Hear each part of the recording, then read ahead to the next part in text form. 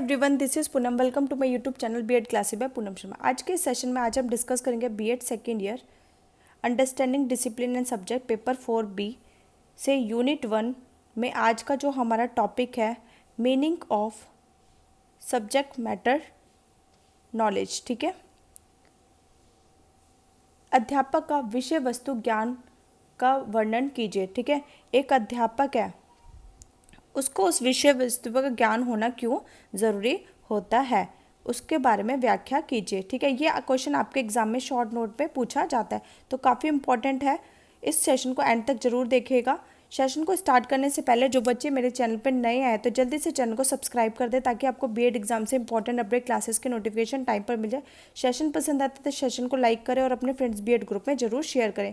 हमारे चैनल पर BEd second year की सीक्वेंस वाइज सारी क्लासेस प्रोवाइड कराई जा रही है, जिसकी मैंने प्लेलिस्ट भी बना रखी है। आप वहाँ पर सारी क्लासेस देख सकते हैं। उसका लिंक मैं आपको डिस्क्रिप्शन बॉक्स और टेलीग्राम चैनल पर प्रोवाइड करा दूंगी। टेलीग्राम चैनल जरूर ज्वाइन कर लेना, पूनम शर्मा ऑफिशियल। वहीं पर ही आपको सारे इंपॉर्टेंट अपडेट प्रोवाइड कराए जाते हैं। ओके, आज का हम सेशन स्टार्ट करते हैं। अध्यापक को विषय वस्तु का ज्ञान होना क्यों आवश्यक होता है? वो नॉलेज जो टीचर को अपने सब्जेक्ट के बारे में होनी चाहिए। ठीक है, सपोज कोई मैथ का टीचर है, उसको अपने सब्जेक्ट्स के रिगार्डिंग सारी नॉलेज होना ज़रूरी होता है, तभी तो वो बच्चे को पढ़ा पाएगा। ठीक है, जैसे कि हिस्ट्री का टीचर है, उसको उसके फील्ड में सारी नॉलेज होगी। जितनी ज़्यादा टीचर के पास नॉलेज होगी वो इतना ही इफ़ेक्टिव माना जाएगा और वो उतनी ही नॉलेज अपने बच्चों को शेयर कर पाएगा। एक टीचर को क्या क्या पता होनी चाहिए? ठीक है, सबसे पहले उसको कॉन्सेप्ट पता होना चाहिए, फैक्चुअल नॉलेज होनी चाहिए उसके पास, और उसके पास फैक्चुअल नॉलेज होगी, कॉन्सेप्ट्स का पता होगा। ठीक है, तो तभी तो वो बच्चों को गाइड कर पाएगा कि फ्यूचर में उनको क्या करना चाहिए। ठीक है, अगर बच्चे किस सब्जेक्ट्स में अच्छे हैं उसके अकॉर्डिंग उनको गाइड कर पाएगा। ठीक है, तो विषय वस्तु ज्ञान अध्यापक से आपका क्या अभिप्राय?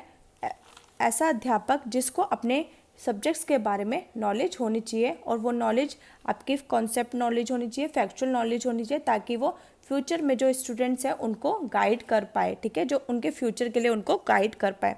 ठीक है, तो आप इनको 3 भागों में वर्गीकृत कर सकते हैं। एक विषय वस्तु को कौन कौन से ज्ञान होने चाहिए। पहले आप कहते हैं कॉन्सेप्ट नॉलेज, जिसके अंदर आपकी टेक्स्ट बुक हो गई, रेफरेंस बुक हो गई, इसके रिगार्डिंग उनको नॉलेज होनी चाहिए। थर्ड आपके आती है करिकुलर नॉलेज, किसी टीचर को उसके बच्चे के जिसको वो पढ़ा रहा है उस एज के अकॉर्डिंग, उसकी नीड के अकॉर्डिंग उसको पढ़ाना आना चाहिए। ठीक है, फिर आपके आती है पैडागॉजिकल सब्जेक्ट नॉलेज। ठीक है, पैडागॉजिक सब्जेक्ट नॉलेज, जिसके अंदर मेथड्स और प्रैक्टिस होते हैं। उसे ये पता होना चाहिए कि बच्चों को उसको कैसे पढ़ाना है, कौन से मेथड यूज़ करने हैं, कौन से टेक्निक यूज़ करनी है, और कैसे टॉपिक को रिप्रेजेंट करना है। ओके, तो अब आपको एग्जाम में कैसे लिखना है? प्रभावी अध्यापक होने के लिए सर्वप्रथम अध्यापक में विषय वस्तु का ज्ञान होना चाहिए। जिस सब्जेक्ट का वो टीचर, उसको उसके सब्जेक्ट की पूरी नॉलेज होनी चाहिए। कोई भी व्यक्ति विषय के ज्ञान के अभाव में शिक्षक नहीं हो सकता, अतः शिक्षक के लिए सबसे मोस्ट इम्पॉर्टेंट है कि वह विद्यालय में जिस विषय का शिक्षण करे, जिस सब्जेक्ट्स के बारे में पढ़ा रहे, सपोज मैथ का टीचर है, साइंस का टीचर है, एसएसटी का, तो उसका पूर्ण ज्ञान हो। यदि उसका विषय संबंधी ज्ञान अधूरा है या कम है तो वह अपने छात्रों को विश्वास पात्र नहीं बन पाता है, तो वो इफेक्टिव नॉलेज बच्चों को नहीं प्रोवाइड कर पाएगा। ठीक है, अगर उसके पास 50% ही नॉलेज है तो बच्चों को कितनी नॉलेज ट्रांसफ़र कर पाएगा? 30%। अगर उसके पास 70 है तब वो जाके अपना 50-60% दे पाता है। ठीक है, 100% किसी के पास भी नॉलेज नहीं होती है, क्योंकि ये सारी चीज़ें टाइम के अकॉर्डिंग चेंज होती रहती हैं।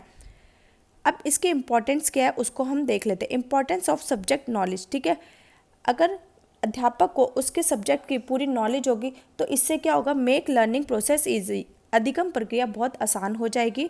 Help in diagnostic teaching. ठीक है, निदान करने में सहायता होगी। जब अध्यापक को उसके सब्जेक्ट के बारे में पूरी नॉलेज है, जब वो बच्चों का टेस्ट लेगा, ठीक है, उनकी समस्याओं का वो निदान कर पाएगा।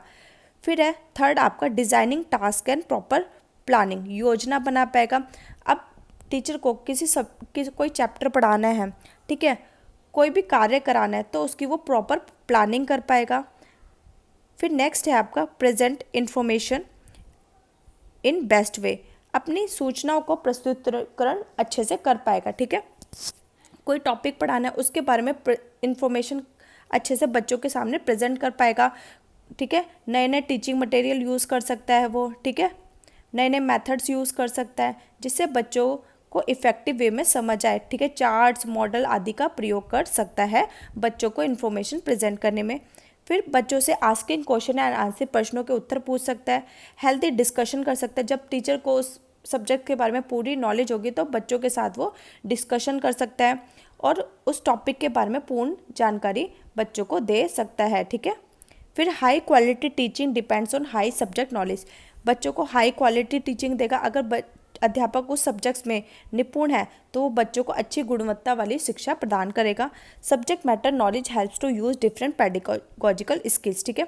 जो अध्यापक को अपने विषय का पूर्ण ज्ञान है तो वो डिफरेंट पेडागोजिकल स्किल्स का प्रयोग करेगा, डिफरेंट टीचिंग एड्स का यूज़ करेगा, टेक्निक्स का यूज़ करेगा, मेथड्स को यूज़ करेगा अपने टॉपिक को रिप्रेजेंट करने के लिए, और जिससे बच्चों को बहुत ही प्रभावी तरीके से बच्चों को अच्छे से समझ आएगा। आई होप आपको अच्छे से समझ आया होगा कि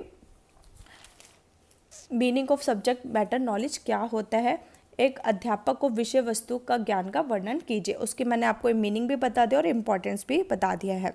ओके, आज का सेशन हम यही ख़त्म करते हैं। होपफुली आपको सेशन पसंद आया होगा। सेशन पसंद आता है सेशन को जरूर सब्सक्राइब करें जो बच्चे नए आए हैं, और सेशन पसंद आता है सेशन को जरूर लाइक करें और अपने फ्रेंड्स बीएड ग्रुप में जरूर शेयर करें। आज का सेशन हम यही ख़त्म करते हैं। Thanks for watching.